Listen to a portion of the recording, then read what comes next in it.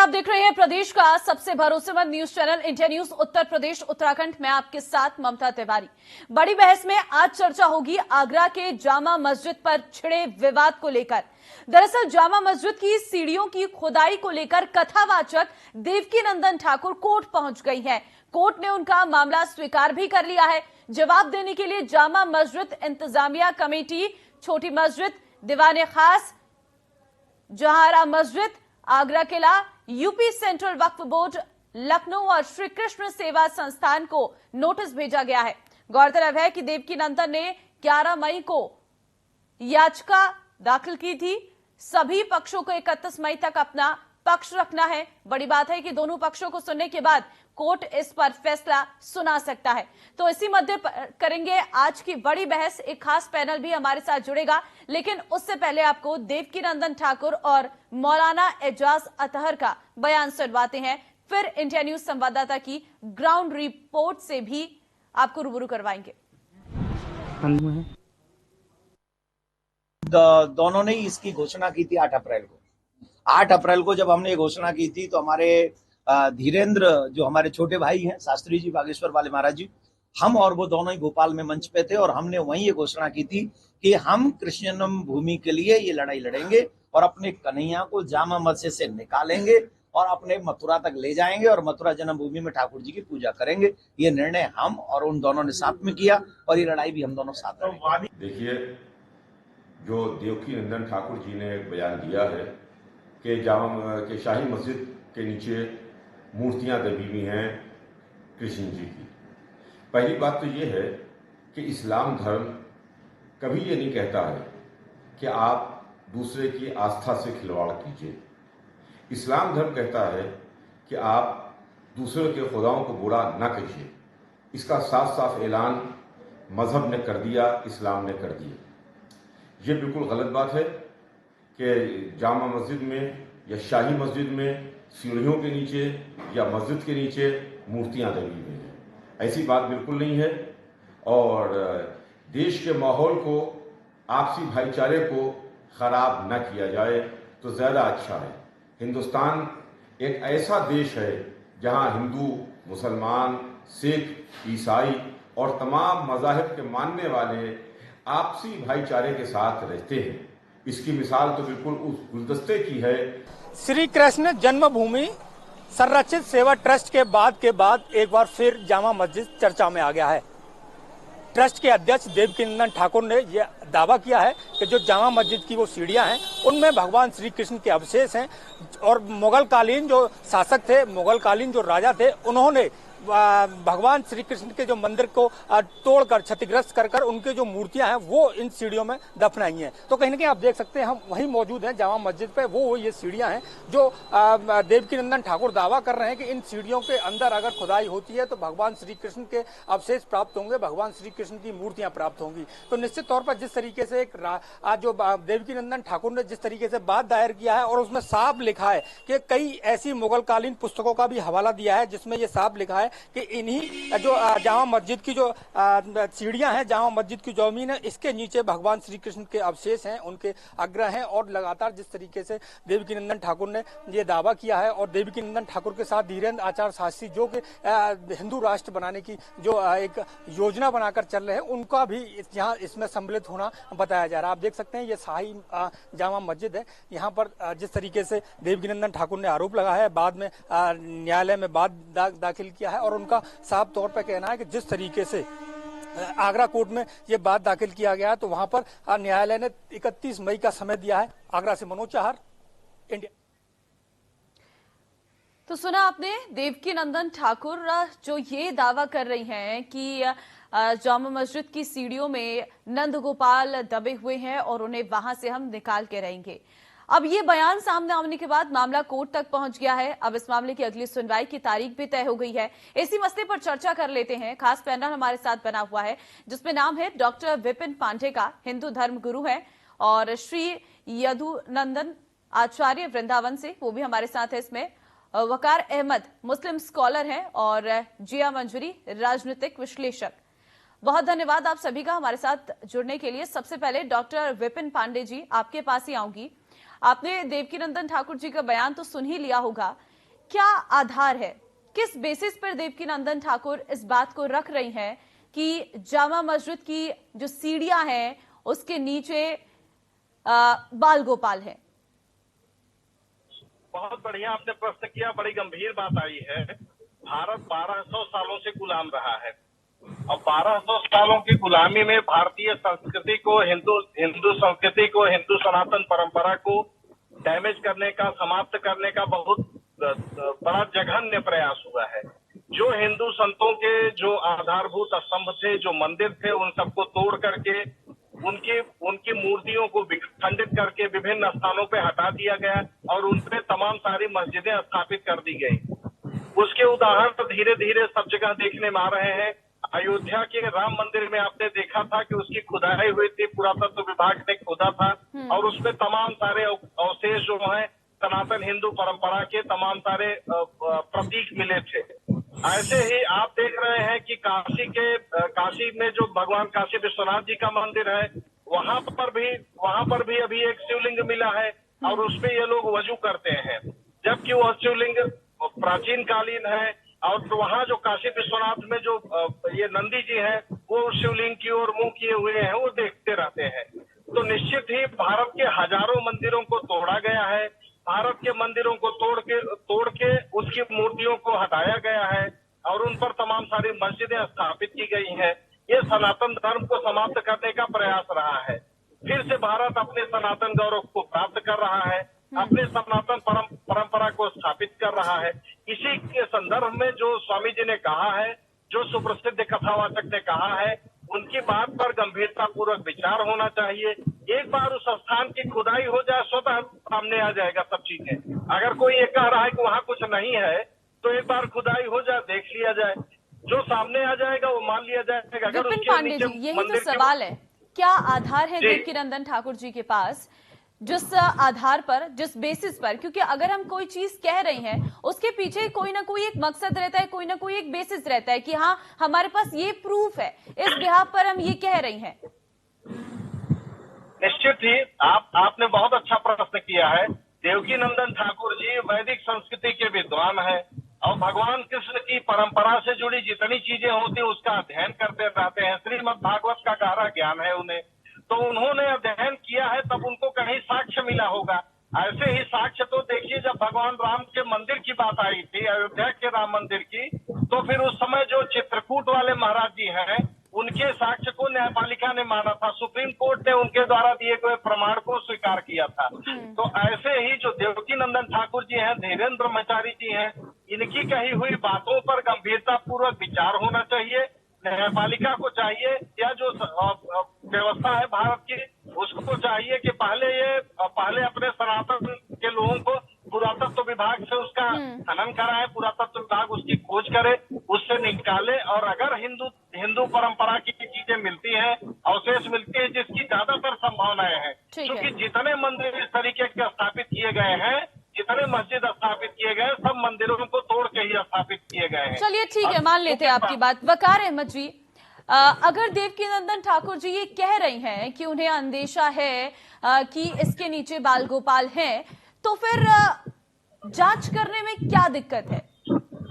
जी देखिए, इस तरह के अंदेशे के हिसाब से कल को वो पार्लियामेंट के नीचे कह देंगे, राष्ट्रपति भवन के नीचे कह देंगे और सुप्रीम कोर्ट के नीचे कह देंगे कि संभावना है कि वहां कोई मंदिर रहा होगा, अंग्रेजों ने बनवाया है, हो सकता है वहां पे मंदिर तोड़ के बनवाया हो, वहां हमारे अवशेष निकल सकते हैं। तो पूरे भारत को खोदना पड़ेगा।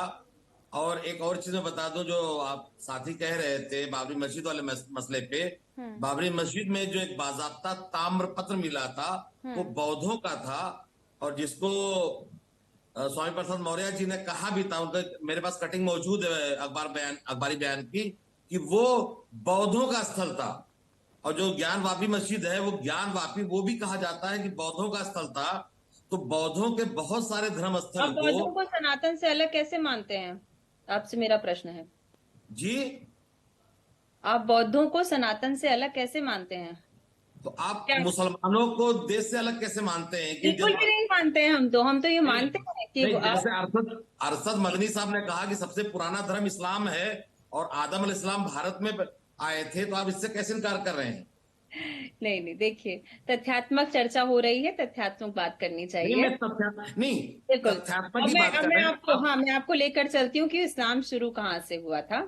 ठीक है, इस्लाम की शुरुआत यहाँ से नहीं हुई थी। इस्लाम जो है वो खाड़ी देशों से आया हुआ है, अरब देशों से आया हुआ है, देखिए आपको प्लीज, तुर्क से आया जो हुआ बात आप कह रही हो पब्लिक है। डोमेन नहीं, जो बात आप कह रही हो वो सब जानता है कि अरब से आया इस्लाम, लेकिन मोहम्मद साहब लास्ट पैगंबर हैं, फर्स्ट नहीं, ये याद रखिएगा। नहीं, मोहम्मद साहब लास्ट पैगंबर हैं, तथ्यात्मक फर्स्ट बात नहीं। करें आप, देखें, बौद्ध, जैन,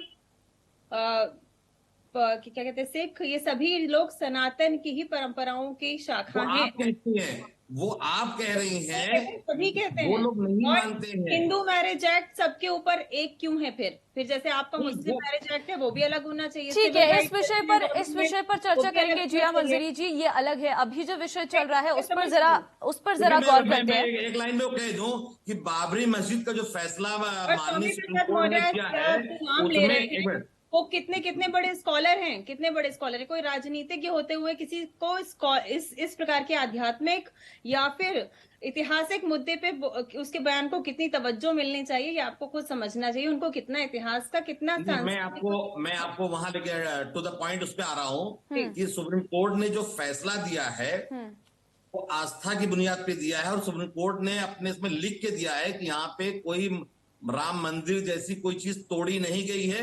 अगर नहीं पढ़ पाए हो तो दोबारा सुप्रीम कोर्ट का फैसला पढ़ चलिए, वो लें। चल रहा है। मुझे आप ये जानकारी दीजिए, जो आज देवकीनंदन ठाकुर जी ने कहा है, जो आज देवकीनंदन ठाकुर जी ने कहा है, इस पर जांच करने में क्या दिक्कत है? नहीं, ये बहुत दिक्कत है कि आज कोई जिसका जब मन किया, जब कोई चुनाव का नहीं, मामला कोई हो, मन कर्नाटक किया में से आप नहीं चुनाव होता हार है। जाओ, जब कोई तो फिर एक नई चीज आधारभूत लेके आ है, जाओ आप। जब कोई आधार की चीजें हैं, उसके बिहाफ पर ही कोई बोलता है। बिना आधार के कोई भी देखिए, कोई आधार कोई नहीं, कुछ बातें देखिए, नहीं कर सकता। नहीं कोई और आधार नहीं। फिलहाल वो बाबरी कोर्ट का मस्जिद विषय है, मैटर कोर्ट में ने भी साबित जांच कर के लिए दिया कहा है है। कि कोई आधार नहीं है। ये तो निश्चित है, ये तो सबको मालूम है कि मुगल साम्राज्य जब रहा तो उसमें हिंदुओं के मंदिर तोड़े गए। नहीं, गलत बात है, इसका एकदम झूठी बात है। मुगलों ने मंदिरें बनवाई हैं, तोड़ी नहीं है। ये कब हुआ है? कौन से मंदिर बनवाए? नाम बताएं 10 मंदिरों के। कौन सी मंदिर तोड़ी का उसका नाम बताइए। बताएं, स्पष्ट करें। 10 मंदिरों के नाम बताएं आप। नहीं, कौन सी मंदिरें तोड़ी हैं? मैं सिर्फ मात्र आपसे 10 मंदिरों के नाम पूछ रही हूँ, बड़े आग्रह से, प्लीज बताइए। नहीं, देखिए 10 मंदिरें, विशंबरनाथ पांडे जी की पूरी किताब है, विशंबरनाथ पांडे जी की पूरी किताब है। आप उसमें सारी मंदिरों का जिक्र है, मंदिर बनाया हो। जिसमें अकबर से लेकर औरंगजेब तक, और अकबर से लेकर औरंगजेब तक ने क्या कितनी मंदिरें बनवाई और कितनी मंदिरों को दान किया है। और दूसरी बात, मेरे को दान मान नहीं सिंह के किया रहते है, हुए, क्षमा करें, मान सिंह के आप रहते हुए और देखिए, 37% अकबर जी राजपूतों को- के फौज में रहते हुए मंदिरें तोड़ी गई, तो आप हिंदू धर्म के जो और महान मथुरा की योद्धा ईदगाह थे, में आप नीचे उनका अपमान जब कर रहे हैं। खुदाई हुई ठीक थी, है, वहाँ पहले बने एक हैं, को बात वहाँ पूरी कंस करने के दीजिए, उसके किले बाद के कई यदुरंजन कंस जी, की मैं आपके जेल पास के लौटती हूँ। कई पहले एक की बात अवशेष पूरी वहाँ होने दीजिए, मिलेंगे। उसके बाद आपके ये पास निश्चित लौटती है। हूँ। और ये वकार अहमद जी, पुरातत्व आपने सवाल का पुरातत्व जवाब नहीं विभाग दिया। जानता है। ठीक है यदुरंजन जी, इसके बाद मैं आपके पास पूछती हूँ, क्योंकि सब एक साथ बोलेंगे तो समझ नहीं आएगा कि कौन कौन सी बात रखने जा रहे हैं। ना दर्शक समझ पाएंगे, ना हम समझ पाएंगे। वकार अहमद जी, में साफ सीधे सीधी बात यही है, जब कोर्ट ने इस पूरे मामले पर संज्ञान ले लिया है, 31 मई की तारीख तक दे दी गई है, जांच के लिए विषय दे दिया गया है कि हाँ जांच करिए, इसमें सारी कमेटियों को इसको लेकर जवाब देने के लिए कह दिया गया है। और आप भी जानते हैं कि अगर किसी बात को लेकर कोई इतना बड़ा इंसान अगर कोई बात कहेगा, इतना बड़ा धर्मगुरु अगर कोई बात कहेंगे, तो वो अपने आप में किसी आधार के हिसाब से ही कहेंगे। और क्या दिक्कत है? अगर सही है सब कुछ तो कोई दिक्कत नहीं, दोबारा से सीढ़ियों को बना दिया जाएगा।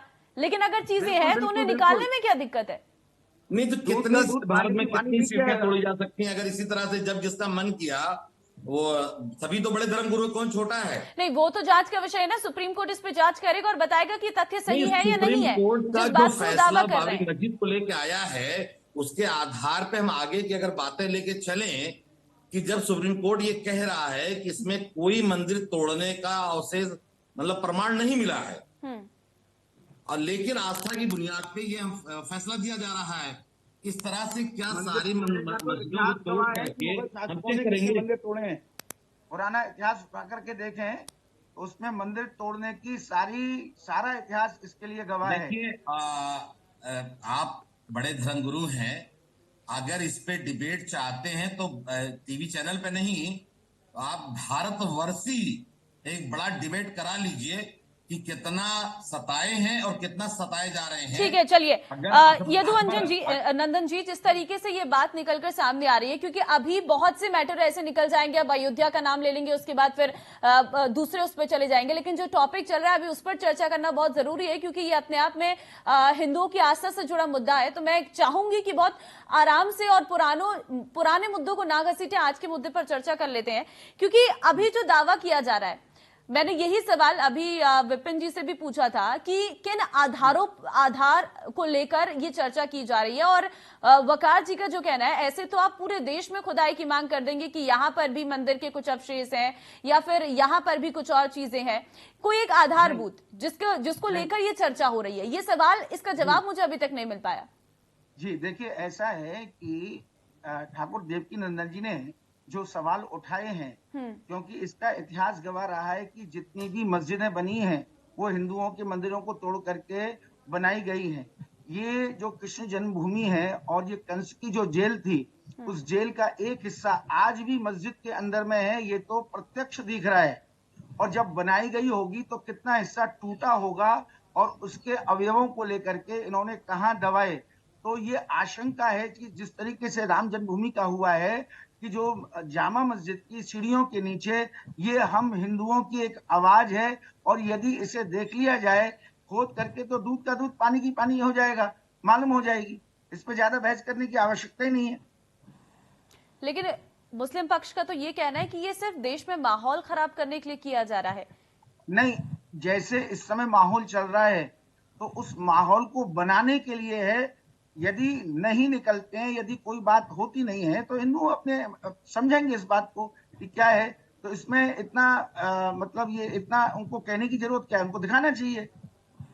ठीक है, ये जिया तो सब है कि मंजरी, भारत के अंदर में हिंदू, मुस्लिम, सिख, ईसाई, ये सब लोग सबों की है, सबों का स्थान है, लेकिन एक को सताया जाए और एक को मौका दिया जाए, ये बात नहीं होनी चाहिए।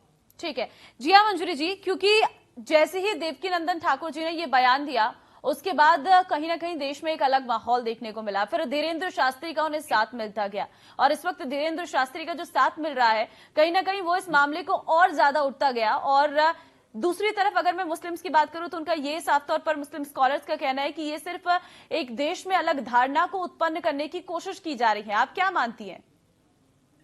देखिए, ऐसा है कि आप 16वीं शताब्दी का इतिहास उठा के देख लीजिए, उसके अंदर साफ साफ है कि जब सिकंदर लोदी ने कब्जा कर लिया था मथुरा पे, उस समय पे मंदिर तोड़े गए थे, और उस मंदिर को तोड़ करके, केशव देव मंदिर के नाम से मंदिर था, उस मंदिर को तोड़ करके उसके ऊपर ईदगाह का निर्माण कर दिया था। अब इससे पहले की बात करते हैं, जो हमारे मुस्लिम स्कॉलर बोल रहे हैं कि भाई मंदिरों को संरक्षण दिया। जी हाँ, बिल्कुल, दारा शिकोह ने उस मंदिर के संरक्षण की बात की थी उससे पूर्व में, उसको कुछ सहायता भी की थी उसके पुनर्निर्माण के लिए, उसके जीर्णोद्धार के लिए, किंतु दारा शिकोह को भी उस प्रकार की जिहादी मानसिकता वाले राजाओं ने मार दिया था, उन्हीं के भाइयों ने। ये सारा इतिहास गवाह है।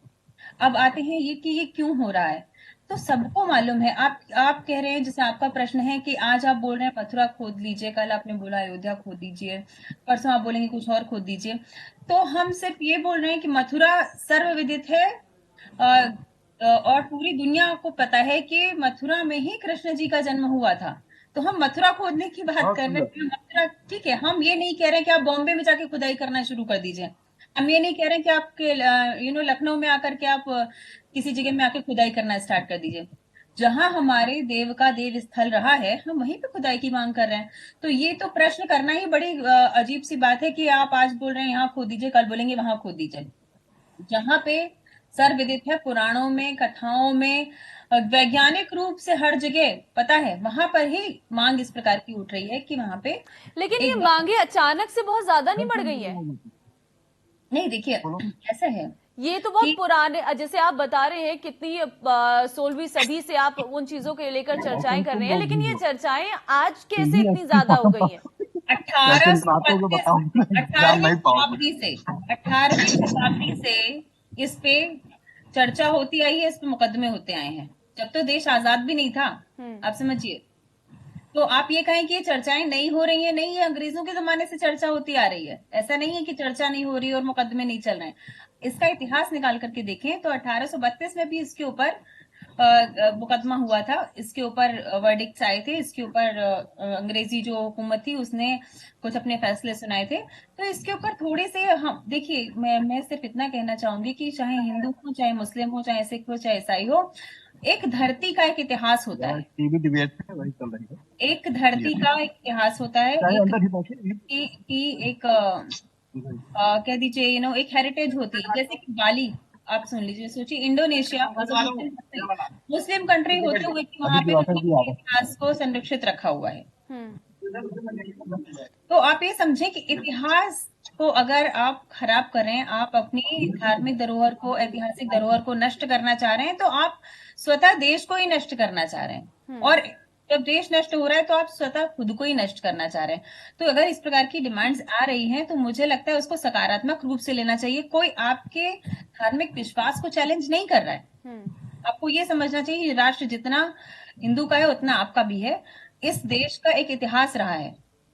अगर कल को हम मक्का में जाके खुदाई करना शुरू कर दें कि यहाँ कृष्ण जी दबे हैं, सोच लीजिए, तो आप इसको क्या बोलेंगे, राइट? तो आप ये भी समझिए कि मक्का की खुदाई हम इसलिए नहीं करने के लिए बोल रहे हैं कि भाई वहां पे ऐसा नहीं है, क्योंकि मथुरा में कृष्ण जी जन्मे थे, मक्का में नहीं जन्मे थे। मक्का में भी खुदाई हो सकती है अगर हैसियत हो तो। देखिए, चैलेंज मत करिए, मक्केश्वर महादेव तो वहां पे भी है। आपको भी चैलेंज ही कर रहा हूँ, मैं चैलेंज भी कर रहा हूँ। आप जैसे मुझे लग रहा है कि इधर कर्नाटक चुनाव के बाद लड़ने का मूड है, लड़ने का मूड है, तो सनातनी लड़ने का मूड बना ले। भाषण वाले लोग ये गलत है, लड़ने का मूड नहीं है। साफ साफ बोल रही हूँ, आप जैसे उन्मादी भाषण वाले लोग दंगा भड़काते हैं और उसके बाद कहते हैं कि जो जिन्होंने डिमांड की है उन्होंने ये नहीं कहा कि हम आकर के खोद देंगे और हमको रोक लेकिन वकार अहमद जी, आप अभी कर्नाटक के इलेक्शन पर आ गए, आप चैलेंज की बातों को लेकर आ गए। अगर साफ सीधा होता, अगर आपको लग रहा था कि नहीं यहाँ पर कुछ भी चीज नहीं है, तो खुदवाने में क्या दिक्कत थी? आप बोल देते हाँ कर दीजिए। जब इंसान गलत ही नहीं है, उसको छुपा ही नहीं रहा है, तो फिर उसे खोदने में क्या दिक्कत है? फिर तो आसान है, खोदिए और दूध का दूध, पानी का पानी हो जाएगा। बहस का मुद्दा ही नहीं है। पहले तो आप ही लोगों से चर्चा की गई थी देवकीनंदन ठाकुर जी की तरफ से, उन्होंने पहले सीधे ही कहा था, मुस्लिम समाज से कहा था। शंका है कि यदि वहाँ ठाकुर जी के कोई अवशेष मिले, पहले इनको शंका है, बना रहे थे काशी में। तो देखिए, इस प्रकार की चीजें जो करते हैं, और ये जो चैलेंज करना है ओपन डिबेट पे, ये लोगों के अंदर दंगा भड़काने वाली बात है। साफ साफ मैं बोल रही हूँ आपको, और आप एक आपराधिक गतिविधि कर रहे हैं। ठीक है, चलिए, फिलहाल आप चारों का बहुत धन्यवाद हमारे साथ जुड़ने के लिए और इस चर्चा में हिस्सा लेने के लिए। तो अपने आप में ये एक बड़ा आस्था का विषय है। देवकीनंदन ठाकुर जी की तरफ से जो दावा किया गया है और जो मामला अब कोर्ट तक भी पहुंच गया है, जिस पर अब 31 मई को जो है सुनवाई होगी। फिलहाल कोर्ट क्या कुछ कहता है इस पूरे मामले पर, और जो कमेटियों को जांच रिपोर्ट देने के लिए कहा गया है, उनकी तरफ से क्या जांच रिपोर्ट आती है सामने, क्योंकि ये आज का मामला नहीं है, पुरानों दशकों से पूरा मामला सामने आ रहा है। अब देखना यह होगा कि इसमें कोर्ट आखिर आगे क्या करता है। फिलहाल वक्त एक छोटे से ब्रेक का यहां पर हो रहा है, फौरन लौटते हैं।